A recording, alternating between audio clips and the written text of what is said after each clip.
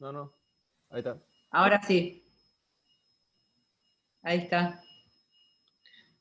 Bueno, buenos días, mi nombre es Cristina Gimojo, yo soy residente de cardiología y continuando con el módulo de vascular periférico, en el día de hoy vamos a ver isquemia arterial aguda, ¿sí?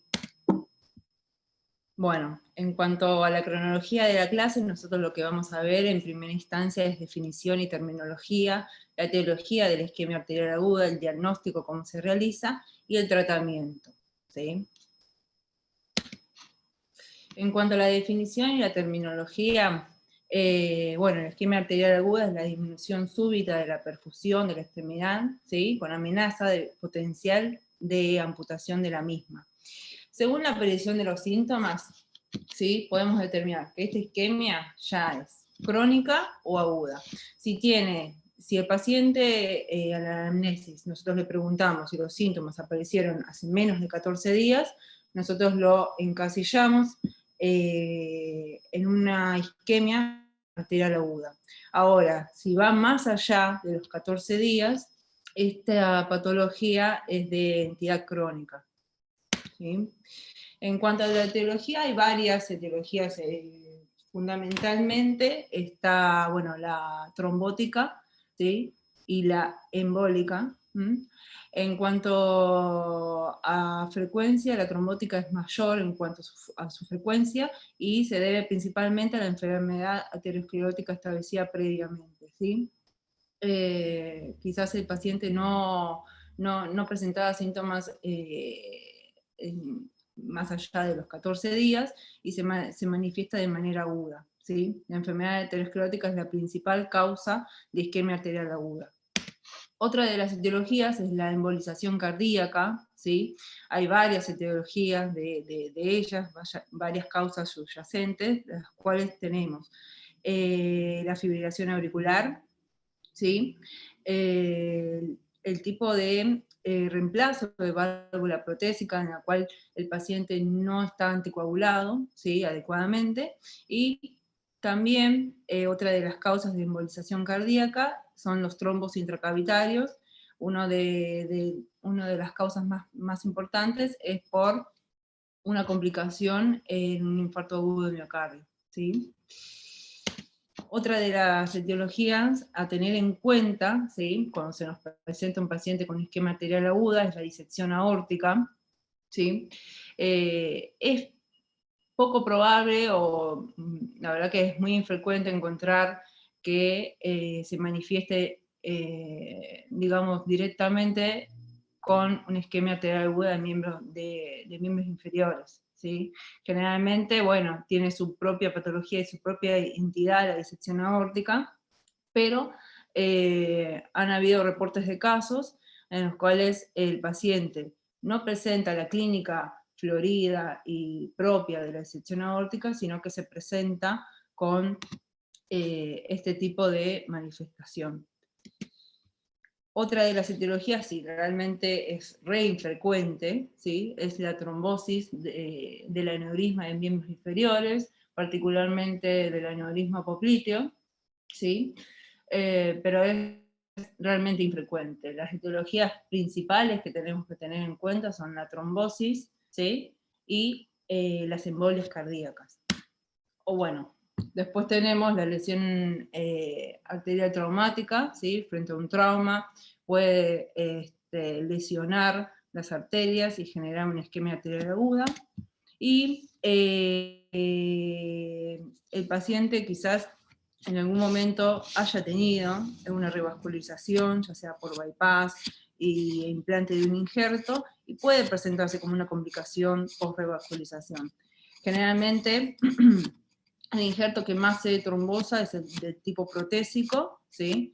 Por eso la indicación principal es por vena autóloga.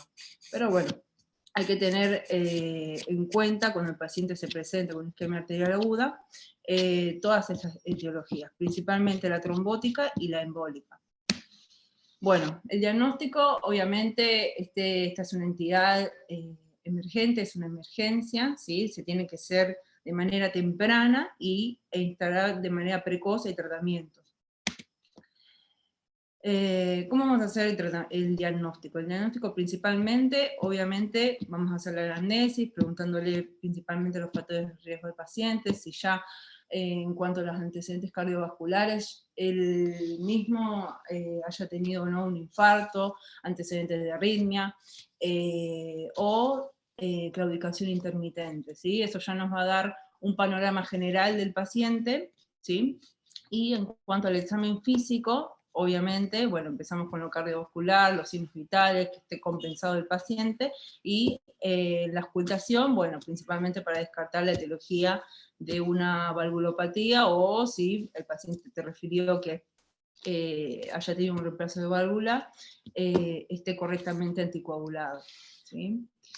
Otro, como un poquito más dirigido al examen físico, tenemos una regla mnemotécnica, que son las 6P, ¿sí? Que refieren directamente la búsqueda dirigida de estos signos, ¿sí? Signos y síntomas principalmente. Pain, que sería el dolor, al paciente nosotros le vamos a preguntar directamente cuándo apareció, con la otra regla mnemotécnica, que es la licia, ¿sí? Cuándo apareció ese dolor, la localización, ¿sí? La irradiación, qué tipo de dolor es, ¿sí? Qué intensidad, y si se alivió con algún analgésico o con alguna otra cosa. Bueno, eso sería con la primera P. Después, otro de los P, digamos, de los signos que vamos a ver particularmente, es la palidez, ¿sí? O, si bien quizás la palidez no es lo que se llega a ver, se puede llegar a ver también livideces, ¿sí? Por la baja perfusión que genera la isquemia arterial aguda. En cuanto a los signos, seguimos con el tercero, ¿sí? Que es la detección de los pulsos. Siempre hay que hacer un examen físico minucioso, ¿sí? Principalmente de todas las arterias, ¿sí? Palpables, ya sea carotídeas, braquiales, femorales, propíteos, tibial posterior y pedio, ¿sí? Comparativamente, viendo de un lado y del otro, digamos, la palpación de esos pulsos, ¿sí?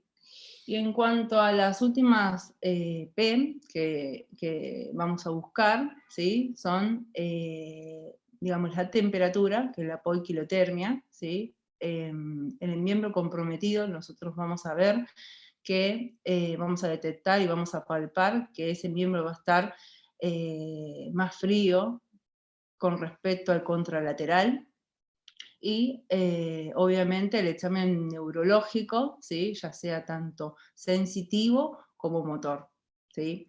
Cuando ya el paciente se presenta con una alteración neurológica, ya sea sensitiva o motor, ya estamos en un grado muy alto, en el cual la revascularización, hay que tener en cuenta bien los signos de alarma, porque la revascularización tiene que ser inmediata. Bueno, otro de los métodos que se utilizan, principalmente más allá de la clínica, ¿sí? Son las imágenes. El gol estándar es la angiografía, ¿sí? La angiografía principalmente, bueno, porque es un método diagnóstico y además de tener una anatomía adecuada, ya en el mismo acto, ¿sí? Podemos proceder a la revascularización de la misma. Bueno, como otro tipo de imágenes que tenemos es la angiotomografía, la angioresonancia y la ecografía Doppler, ¿sí? En cuanto a este tipo de imágenes, generalmente se lo deja en un segundo tiempo para ser utilizado, porque si el paciente requiere inmediatamente una revascularización temprana, la angioresonancia, la verdad es que quedaría descartada en esta circunstancia, ¿no? Pero si nosotros, el paciente ya sabemos que es un enfermo renal crónico, tenemos que evaluar bien el tema de si vamos a utilizar la angiografía, ¿sí? Teniendo en cuenta el riesgo-beneficio del uso de contraste y el impacto renal que pueda generar eso, y quizás el paciente nos llega alguna clasificación no tan aguda, que requiera, digamos, tengamos tiempo como para revascularizarlo, podemos utilizar la angioresonancia y por lo menos en nuestro hospital también tenemos la ecografía Doppler muy a mano, ¿sí? Así que tanto la angioresonancia como la ecografía Doppler estarían en disponibilidad y sería el primer uso en cuanto a metodología diagnóstica, en cuanto a imagenológica, ¿no? Bueno, acá es básicamente lo que expliqué recién, que de tener enfermedad renal crónica del paciente, se tendría que utilizar principalmente la angioresonancia en esos casos, ¿sí? Combinada con la ecografía Doppler. Bueno, otro de los métodos es, obviamente, al paciente cuando llega con este tipo de entidad, nosotros le vamos a hacer un laboratorio completo, ¿sí? Pero principalmente acá lo subrayado, lo que yo marqué es la función renal, ¿sí? Porque vamos a utilizar contraste en la angiografía, y también la determinación de la creatinina fosfoquinasa, el estado ácido-base en búsqueda del ácido láctico y en búsqueda de baja perfusión e injuria, digamos,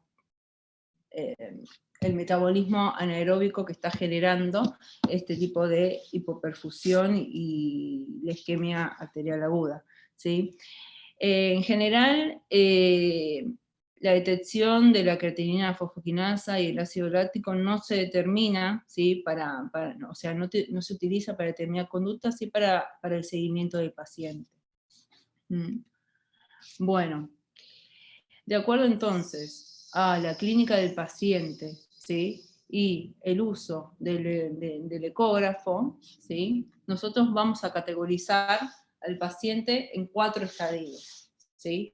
Esta es digamos, la clasificación de Rutherford, en la cual, digamos, tenemos 4 estadios, ¿no? El principal, bueno, si ya estamos en un estadio 3, ya la categoría es irreversible, ¿sí? Entonces, este paciente que ya tiene pérdida de la sensibilidad, déficit motor, ¿sí? Infundado ya con una parálisis, ¿sí? Directamente va a amputación. Obviamente, si le hacemos un Doppler, no va a tener flujo ni arterial ni venoso, ¿sí? En cuanto a, digamos, el paciente, ya categorizamos al que va directamente a amputación, y acá hay un gris en cuanto a la clasificación, si te cae directamente en 2A o en 2B, ¿sí? Acá después vamos a ver un algoritmo bien de cómo es que se procede, ¿sí? Pero en cuanto a la clínica, ¿sí? Acá lo que vemos de diferencia es que la pérdida de la sensibilidad está un poquito más aumentada en la categoría 2B que con respecto a la 2A, y ya lo que sí te determina que sea una categoría 2B es que tenga un déficit motor, ¿sí? Ya instaurado. Acá vemos que en el 2A y en el 1 no presenta el déficit motor, ¿sí? Así que inmediatamente tiene que ser tratado. Bueno, en cuanto al tratamiento, ¿sí? Obviamente cuando llega el paciente tenemos que hacer un soporte inicial, hidratación amplia, ¿sí? Para prevenir la enfermedad renal crónica y esos depósitos de la mioglobinuria y también de la creatinina fosfoquinasa. Le vamos a dar un tratamiento de analgesia al paciente porque va a estar adolorido en ese momento, y lo que se recomienda en ese momento es iniciar anticoagulación con heparina endovenosa, ¿sí? Como es la indicación de este tipo de anticoagulación es 5.000 unidades, ¿sí? Primero en bolo y después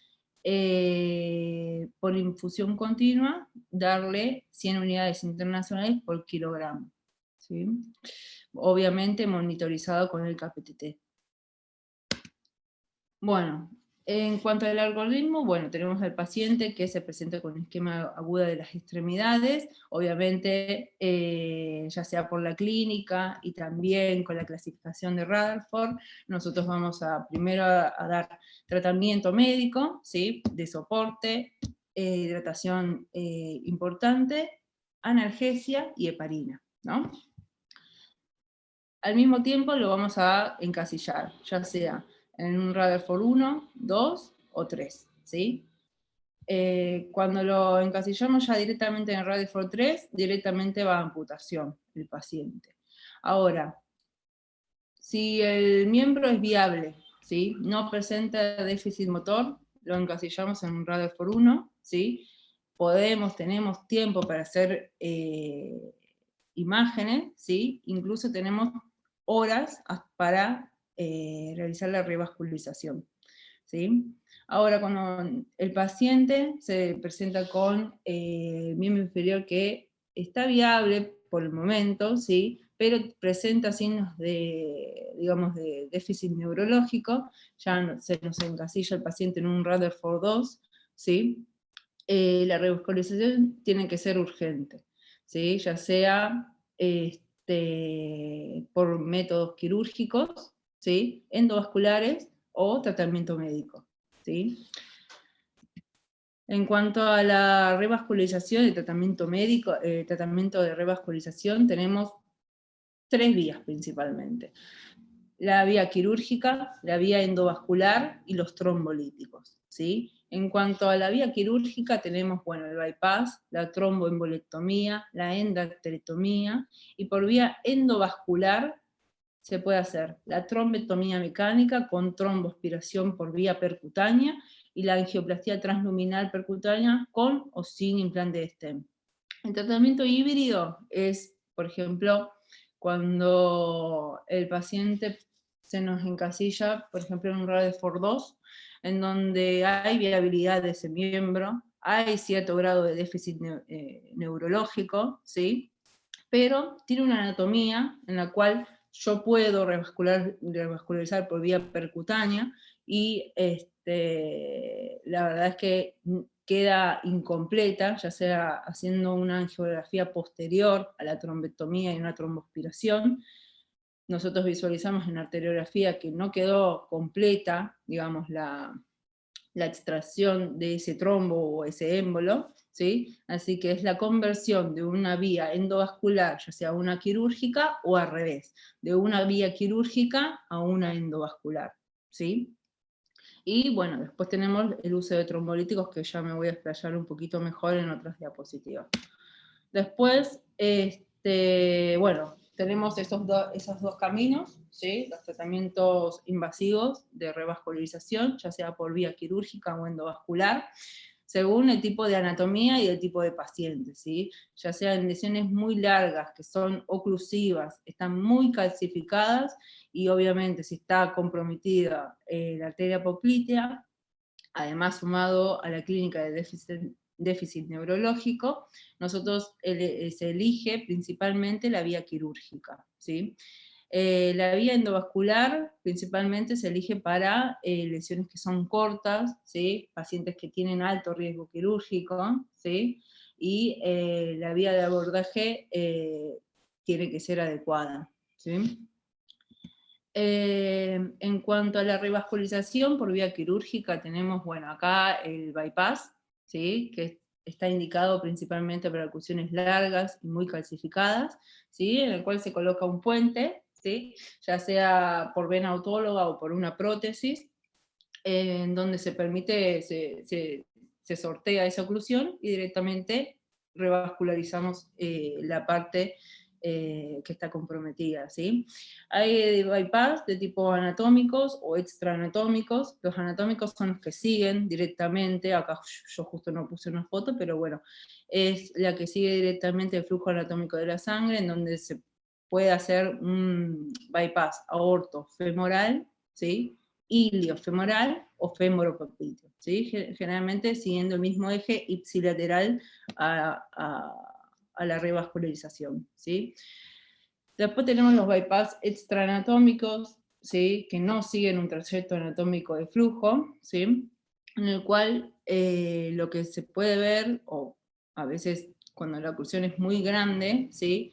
Y no se puede realizar un bypass de tipo aorto bifemoral, porque la verdad es que no llega, ¿sí? O la prótesis, la verdad que no tendría que estar planificada y no hay, digamos, de diámetros de ese tipo. Incluso también la vena safena no puede llegar a revascularizar este tipo de calibre. Lo que se hace es, por ejemplo, los extraanatómicos son los bypass fémoro-femoral, que eso vimos bastante en nuestro hospital.